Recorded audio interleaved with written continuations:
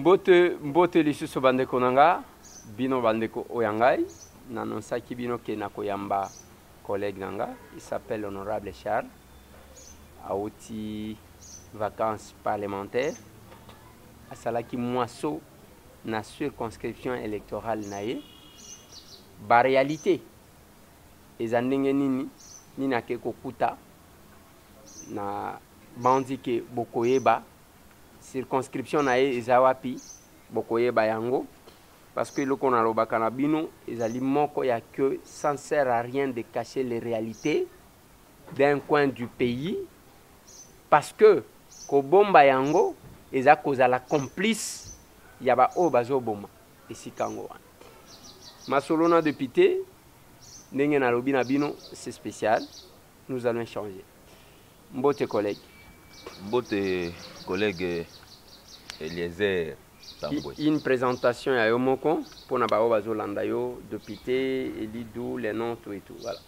Oui, Nazali, comme on a honorable Charles Maningo Lubamba, Nazalaki suppléant et grand frère Nangai, Oyo défunt Jean-Marie Tambwe Lubamba, Eli ya circonscription à Kabinda, na province ya Lomami. Voilà où on a se présenter. Kabinda centre, Kabinda territoire, Kabinda territoire, de Sika Zaki Eli, na regroupement ya AFDCA. Bati Lukwebo, bien Steve Mbika. Non, Bati Lukwebo. Bati Lukwebo, modeste. Il fallait y aller. Parce que ba wenge comment tellement ceux qui batangi au lobimo ils a wapi ya gauche ba lobi peperde au wapi donc makambo comment ndengwana.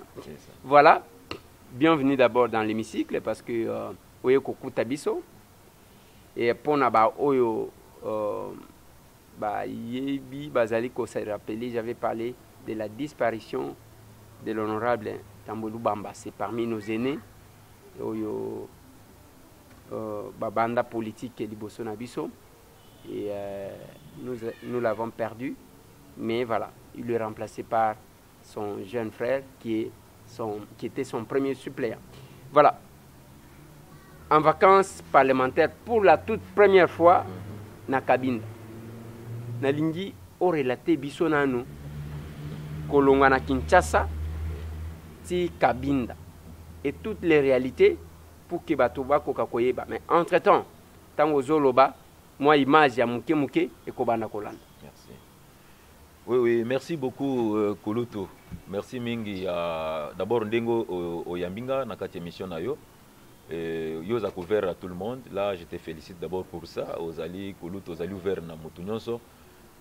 Na kitaki na Kabinda na longaki awa na Kisasa le 9 juillet. Na kiti Mbujimai, tant na komi Mbujimai le 9, na passé nuit na Mbujimai, et puis le 10 na mataki mutuka nanga moko na Zwinzela pana okende Kabinda. Ba réalité nanu ya liboso ya kolonga nanu Mbujimai nanu yango moko pana ko atteindre Kabinda ezaki mwa kokoso. Kokoso na sens nini ya kolobaki kolonga Mbujimai mwa enzeleza asphalté. Te okomi na place mo babenga ka village Kabwe. Au côté gauche, au tiki nzelezo kende mwena ditu, wana eza asphalté. Tango côté oya Kabwe wana, c'est que wana ezali poussière na poussière. Depuis na wana au côté Kabwe Chilenge, au côté Kabwe Katanda, Chilenge, Katanda, ti okendo koma kota ngandajika kuna, c'est que nzeleza toujours. Te ngandajika eza côté wana te. Ngandajika au côté au tiki droite. Oui, au tiki ngandajika. Ngana ebiti. Parce que au Lekin Kwadi, au commune à moi bifurcation wana, les ana politiciens moko atonga nda ku place wana. Son nom va arriver parmi les hommes forts qui étaient avec Kabila. Ok, au Katisi d'abord au Katsa mai mibale. Babenya onkale lusi je m'abuse pas. Oui, c'est ça. Il y a libosona au monique ngana ibi. Et puis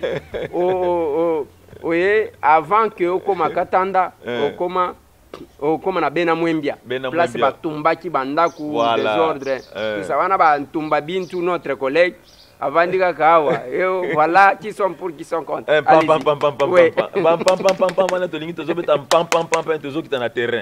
Alors, terrain, on est moi compliqué, dans le sens que nzela eza malamu mingi te, eza poussière na poussière. Depuis totikaka nzela wana depuis ba 1980 quelque échangeaka te ezaka ndenge wana. Te na komi avant na koma kutu Kabinda yango 45 km pour atteindre ville à Kabinda. Ezali pasi mingi. Ah, Kabinda comme ville. Et comme ville parce que ezali chef lieu ya province à Lomami. Siko zelanan. Bino batu bozolanda biso ville yango ba définissaka yango na nini yo? Bon, boko répondre. Allons-y. Bon, ville Tokyo lobeza sika ba te natuni yote, natuni kaka ba bazolanda biso. Ville yango ba définissaka yango na nini? Donc tokobana koloba ville de Kabinda. Ville de Lodja. Ville de ville de Lusambo. Ville de Kamina, oui, Kamina, ça va. Kamina déjà, oui. Ezalaka déjà. Voilà. Ok. Alors, na parcourir Nzelawana, ezaki. Donc à 45 km. 45 km. Oui. Avant au donc et font ça parce que Liboso Zalaki Kobanda c'est à 30 km à Kabonde. Oui. Place où Toliaka Bitabe. Bitabe mingi mingi wana moi banguba moi manyuka kutumba. Moi manyuka kutumba zongi sabiso soto uta. Oui. Alors, ezaki moi passi 45 km wana le temps comme ba mutundu yi banvuna yi c'est que ezaki pénible. Nakuta kutu tracteur moko ebandaki ko bongisa wana moi image pe na sita mususu soki ba ko zo. La régie est en train de s'occuper de ça. Ba ko mona yango. Alors le temps na koma kajiba na mata nakota ki Kabinda na 14h. Wana olongwe mbujimai. Na longwa ki mbujimai 9h. 9h. Oui. Au Komi Kabinda 14h. Oui. Pour na bao ba yebite Mbujima et Kabinda c'est 150 km seulement. Oui. Oh, dans une voie normale, c'est 2 heures de temps. 2 heures. Malongwe 9h à Komi 14h. Yekuto azana chance. Gana longwana bana nanga parce que na kena Kabinda avec mes enfants, ne vous en faites pas. Na longwa Mbujima à 5h du matin, tokoma Kabinda na 17h. Ouais. Alors, na komi aki 14h na Kabinda, bande konabiso ya parti nabiso AFDCA, on nazo pesa longonya mingi, na une équipe na Mobimba, président fédéral nabiso Kalondango Imulume, Jean-Paul, bayambaki ngai, nasi bokomona pe na image, na komai Kabinda les 10 wana, mais Kabinda ezali pasi mingi. Pasi mingi ndeko na ngai, collègue na ngai pasi mingi. Et pas na biso eza lokola batie biso na kati ya tiroir. Na Kabinda. Na Kabinda batie biso na kati ya tiroir. Na tiroir ane. Batie na tiroir dans le sens que ndenge kaka ezalaka na 1900 quelque chose. Na kyo batango suna préférant na temps wa Mobutu que na temps oyo. Ah bon. Oui. Na préférant na temps wa Mobutu que na temps oyo. Pourquoi? Parce que nzela ezali elengité. Est-ce que kutu yo chenda kuna yo wana? Wana kutu mwa mukebi mais nazo bangilo na sima kuna. Na simanda kuno wana érosion moko eza na sima kuna côté to bando benga un quartier Zaïre à l'époque le quartier Congo. Na bité soki okita kiti na sekuna. Na kitaka te. Kita. Il faut kita kuna j'ai les airs na parler kuna e fanda posa osakana te. Do ata le beti maboko awa. Ata beti maboko akuna zane bien. Do na kutaki Kabinda ezaki moi eza na bakoko so ebele. Na kendeki komona gouverneur Mulumba de façon que na présenté ba civilité. Le gouverneur intérimaire. Intérimaire. Mulumba a présenté la civilité. Alanda Ketinanda parce que c'est samedi na komaki. Bon, on a présenté Ngabina épée na matanga ya grand frère de façon qu'il n'a qu'un dotika on mboka en tant qu'Africain. Comme la coutume. Comme la coutume oblige. Aïbsenga pesinga concert lobi lokolo ye okikola na Kabinda te il faut les gaka na matanga timboka. Alors tant a s'est lancé dans zela mboka ko nande na kemo na calvaire. Bon, heureusement, Zamba Sungaki qui nazaki na 4x4 mais na longaki Kabinda 19h, na ke comme na mboka na 4h. Distance à combien de kilomètres? Distance ezali dans des 180 km. Ya ke comme na 4h du matin, faute ya nzela. Nzela mabulu. Heureusement na même ki chauffeur moko ya awa, aibi ko kumba kuna bien ata aibi te ma rezo la ki se tozaki na guide. Passe na passe. Na longwe Kabinda na komi na ntambo mwela yepa na biso. Na présenté matanga to blongwe wana na bandi kokota d'abord première difficulté na kuna na kati ya village wana mai ezate courant kutu n'en parlons même pas téléphone pour les capaci bana classe depuis les cas d'examen d'état à réussir un examen d'état mais couleur à diplôme boy à mon yangote. Alors je me pose des questions. Enseignement na ezo suka kaka na province to enseignement ezo matati na niveau national. Na me ko kota kaka de to kotaka. Pana kolinga koyeba qu'est-ce qui se passe? Bazo biso ke non ezana ceux qui préfet moko azwaki ba dossier ba fiche abana bwaki na mai. Alors na yo kolongo wana na kei mani na komi mani sunzela mabe na leki kaboya na komi mani kaboya nzela mabe na komi mishi mzelizaka mabe na kuna tikaki jup na zuba moto na kei lobondoi na traversaki lomami na kei lobondoi nzelizaka mabe mais eloko moko na kuti entre rivière lomami ezana ba mitu kezo kuta shaba et yenzela wana ekomi na lomami et traverser lomami et koti mani eleki ekomi na kuna pont ezali kuna pont ezate na bac. Ah OK. Mais mbongo wana ezo bac yango eza place dine exactement. Tout justement bac wana eza na kati ya rivière lomami pour traverser na el mususu. Entre quel village et quel village? Entre Mani na Mpanda. OK. Na Mpanda. Alors rivière eza munene wana totanga kana na classe mais na mona kion. Tokati ici. Tant tokati kuna. Mbala liboso monango. Mbala liboso na monango. Na mbana monango te misusu mais connais qu'on a ke monango na mati na koti na bac. Eza mo apasi. Kuna kutu réseau ezaki susu te babando luka kobenga nga ba benga nga kutu te puisque ezo lekate na meka kutu kobenga yo mona biso ke naza mo panzio mais lekate c'est que ozo mona ke non tozana ba situation moko ba village nyos na tamboli à peu près 17 à 18 villages, 18 secteurs. Nazaki na Mpanda Lubondo, nazaki na nini na Mpishi, nazaki na Nyese, nazaki na Bakoma, nazaki na Mulemai, nazaki na Kamende, nazaki na Bamboka ngoze belé, eza penze belé, mais ba situation ezaka ka ba même situation. Ba même situation, manque d'eau, manque à hôpitaux, enseignement, n'en parlons même pas. Alors, situation yon souana et sali que moyen et pas n'abiswe bonga ezate. Va présenter ngai poste de santé ezana esobe. Nathalie Mbeto akola lela ya ke muto eba perfiser kitikwala. Mais na mitu ntoza na etoko na biso wana. Na etoko na biso wana. Et tanda makabo ndemusi. Mais ce que siminga ya okoyoka awezala kapasi pona nini parce que na kola nde na kitikwala somo donc elle moko bintse kwa paye kotelio donc ils ont renforcé ka santé ka alors maman na biso ta yamboloko boye to nisika to uti ezo mais la biso makila ouais alors ba situation nyonso wana Nathalie boye na mi poser ba question pona nini boye mabulu n'en parlons même pas. Voilà collègue na lingina tunayo cette population là parce que tozo mekako expliquer bato lelo ceux qui batunio en tant qu'élu population wana ezana posanini parce que on a Kinshasa nazo talisa ka bato polémique sur polémique les politiciens distraient la population ne comprend pas que bazo distraire biso to zanengwana ndengo yebi to bandaki kuna FCC cache après tozi caméra tolongwe caméra oh il faut mabunda ilunga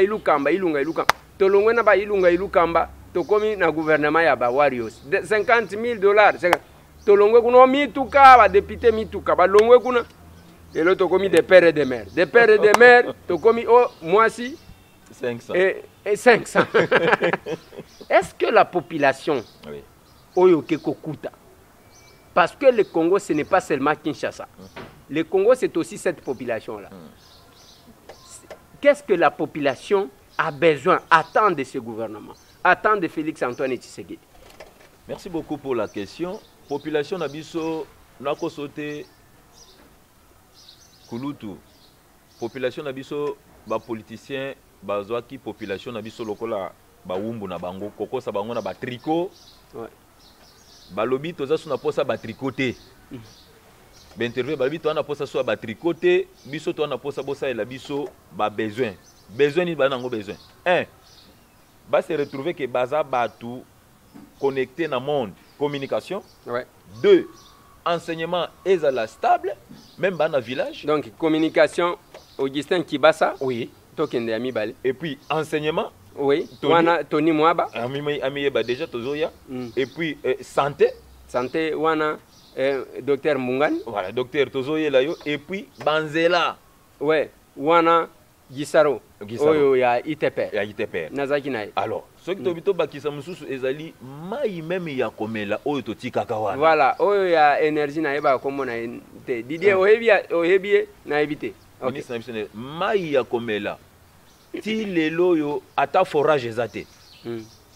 Ata forage ezate bazotoka mai na bonga na sokoli ba mai na biso oyebite. Oyebi ya système. Ezepa biso ochebo ebibwakeli boy. Mais le colo outiki balobité ba chauffer le moins na koni pour sokola ta musu ba filaire mais beaucoup de vimba ki ngaya puis na ebite vimi ndenge mais nandi maka na bande konanga. Deuxièmement que ba situation na population azako. Est-ce que la population qui est là azana na ba polémique o ya ba de père et de mère ba dote est-ce que bazana d'abord est-ce que baza informé de ce qui se passe ici? D'abord na ki koloba ke baza informé totalement té pourquoi parce que banana courant. Ba kolanda information té. Courant qui ko ya mwa muketa e bomi ko to courant na kyo ba ke courant ezate mais tout moi radio na biso wana bacheka moi radio mukesi ko ba singa bate ko nzete oh ajuster ce qui ozuya alors que na ko luka réseau ozoma ce qui radio wana ki ko yo kerimo ko fréquence kimi akati ekati to poazo radio fa pusa na pembe na yo na ndaku no wana po yuza na mwa likolo ce qui muto azomo na yo il faut pusa na côté na yo wana et moko pusa ni pe kota grand frère mo Abilu Pius atelemeli wana nda yoki balobi nini yango c'est que biso tant tozo kende kuna toza ba porte-parole ya gouvernement pendant ko expliquer bango qu'est-ce qui se passe tolingi makambo ke kuna poko certain loba vérité que gouvernement lobi boye ozi ba besoin dango oye opesa ki des droits to banda ko landelango nde na monyo to landelango de façon que makambo ke liboso ata ambulance ezate ambulance ezate bana bazokufa boye pourquoi maladie kuna ba dépôt moko ezwaki moto ya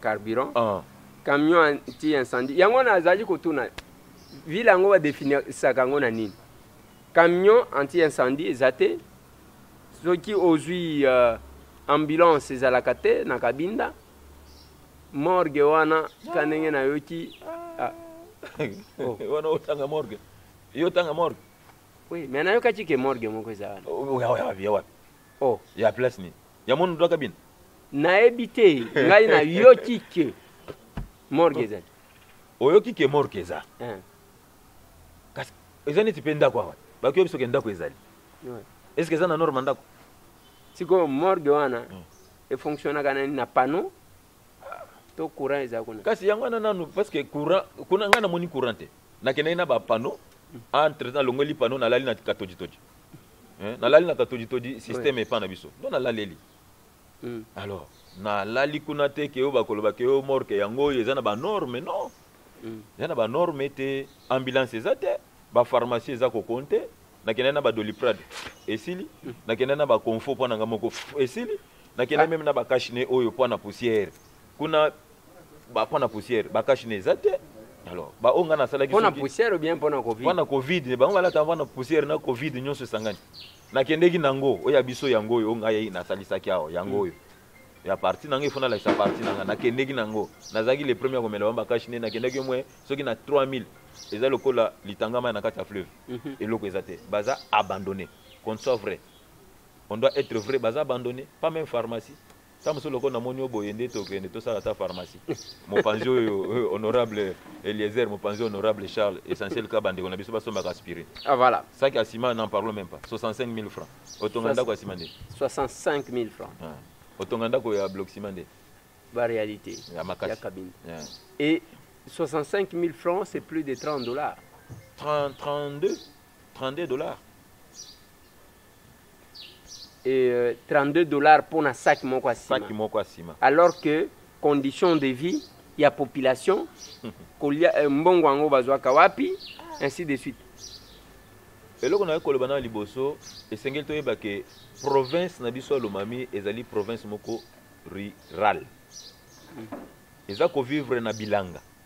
En dehors na bawo bazokende classe bon mais za base na yango bazo vivre na bilanga bilanga ngo bakokata ngo ndenge nini puisque baza na ba moyen na noté eza na hectare na tamboli kota lobondoi na mpanda kalele auto la hectare to ko souffrir te mais so tozo souffrir on dirait motema mabe moko eza quelque part motema mabe puisque soki olingi pa na bino il faut quand même olakisa quand même olingi pa na bino kolinga te opesa kaka mo opesi bango mbongo ofingi bango bakei bakeko souffrir non to sala bilanga mais to bakosala bilanga ngonde banda ko esobe kuna soki otangi ndako abatol manzanza bino bana mbongo est-ce que linzanza na kishasa mutaki bakeba bana mbongo ah mais kuna banda ko esobe isa plein soki otangi linzanza pa na bino bato mbongo soki pa na bino mo groupe démarrer kuna quartier nyonso baye kotonda bazota la télévision ozomona ke ba passe examen donc bato bazo vivre na 40 45 oui 40 45 na kabinda mais balobaka musongie mukelenge à l'époque ya lelo te oh ah oui menga na musonge na kyoko na musonge 100% na botami pa na biso na kamukungu na lufwencheni na lufwencheni wana mayanzi ekotanga na biko misa mayanzi na kyoko na pa na biso te mais mukelenge akala mukelenge lelo bakoti si ki mukelenge bapanzian et komi oya Eliezer oya Charles alors tokotonga mboka nde te totika ya Eliezer ya Charles to se consulter to ke liboso. On doit saluer notre vieux, le vieux Jean-Pierre Moulendambo, qui nous suit en ce moment. Il est en train de se gratter la tête. Parce que Nengazo Moné là, et Panaye, et les plans qu'il avait pour ce coin-là, je sais combien il est touché en ce moment. Soki Natuni Musonge Mukelenge, nous avons des slogans Oyetikalaga Nengwa. Naloba na bino mbujimai wa balengele mbujima natuna ki oyo lisusu mbujimai wa balengele degré ya passe eza na mbujimai ozomona batu bilongese kauki vous allez trouver mbujimai mutu avandi na ndako azolongola porte ake koteka mie voitikala azolala presque libanda mais allier quelque chose mais biso tozaka ka mbujimai wa balengele bakushinta dimini ainsi de suite olongwe kuna oge epa mutetela otete la ke mafumbe oza moumbu papa papa oza moumbu anyanya wanyanya choseka lo mumbu anyanya wa guna papa ka senda lobi il faut le mumba zonga pour que kuna bana sankuru ba diriger 5 chantiers ozala yiko tia makadami mais et pas na bango aérodrome bachango baza eloko yo ba benga kachuka donc eza wana pour nous comprendre faut que cause la villageois lokolanga oui donc eza biloko moko boya mwindu ebimaka banini comment on dit ebimisaka biloko moko lokola bandonge lokola buichulu bandonge voilà voilà nde oyo bachaka wana avion ezali ko atterrir mais oye awa otetela ke mafumbe kaka koswana na kofingana lelo toza na province ya Lomami collègue na lingi parce que to lingi to silisa émission oyo mais na lingi quand même oye bisangai oyo population na béchange oyo population zalaki ko yebisa yo lokola le loso jo kutani na chef de l'état atunio bana Lomami nini bazoze lipananga oyo zalaki koyoka comment ils prennent les choses, comment ils prennent les mandats du chef de l'état. Merci beaucoup. Bana Lomami, province ya Lomami. D'abord, bazan espoir et pas chef de l'État. Ouais. Ya kolobani nikeno, cette fois-ci, tokozala pe batu. Parce que mutu azali boso na biso azana vision moko kwa mboka. Mais asengi biso ba o tozokuta na chef de l'État, tozala ba otabako de koka jambe te. Na vision na ye. Un, bana besoin na Lomami ma route nyonso ezala correct, ezala praticable, asphaltée. Deuxième chose. Donc il y a liboso zanzela ba ko sengi ka chef de l'État. Oui. Yami balé bana besoin ya électricité. Ouais. Ville ezala éclairée. Yami satu santé. Domaine à santé ezala stable. Troisièmement, enseignement, puisque ils ont un NI, mais que vous avez musali faut aller Eliezer. Ce que vous avez Eliezer, c'est que vous avez musalate. On a zolo bango bazo kanga. Tanabioni.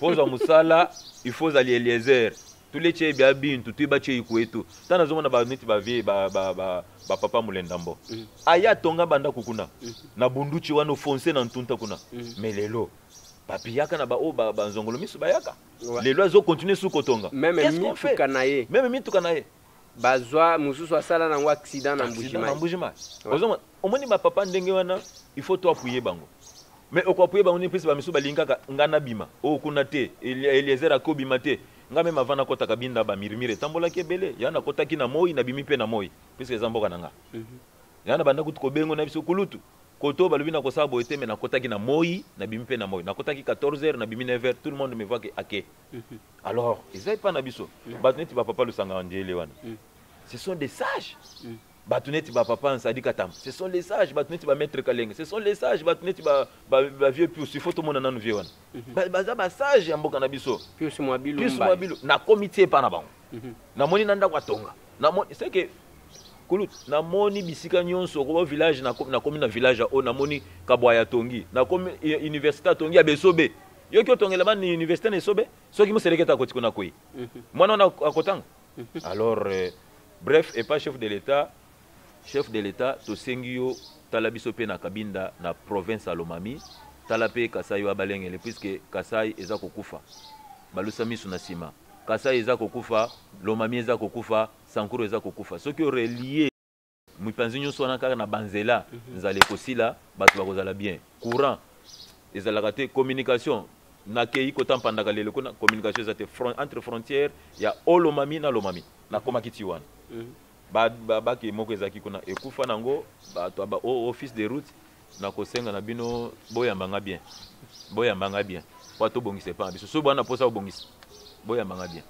ngai boyambanga bien. Voilà, message à suka pona bande kwa kabinda parce que tozo sukisa ba oyo bayambaki yo ba wana ngonga na bango yangwana ba o bayambaki parce que nous clôturons ba o bayambaki nga neno ele merci bunji batata baba tutu bena mulongo nenu tumbula bamfumwa bababo batuto ngai nazana bino chaque vacances parlementaire na kobanda kokita tuikana tuimonena nga tuisamba bya tufini be sambe tufuluka bya kwetu tuifulene tuikane chintu chimoni bwashi kwetu kwende kumpala twambulu ishi bafikanga tuntambo bafichi mukuchile na kanemu na disanka tumuleshe bya tujina jikenga na kule mucha kwetu nubanju fukana na kule mucha kwetu tuina mwana na muntu tuina mpekatu na muntu ba pont eza kokufa na réaliser quelques ponts kuna mwa mabaya bakati ba mabaya na kosenga pe lisungi na kuluto pesa ngata mwa de tonnes pour na somba transozonese na tindela babakata ba mabaya na nzete eza ofele na sepeli merci beaucoup ba wono so bayamba kinga président fédéral na ngai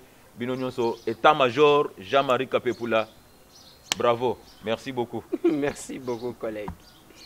Voilà, il en est ainsi fini bande golanga pour un numéro oyo boyebi chaque fois que nous parlons des places. Je félicite mon collègue. Pourquoi? Parce que il faut que l'oba oyo ke komona.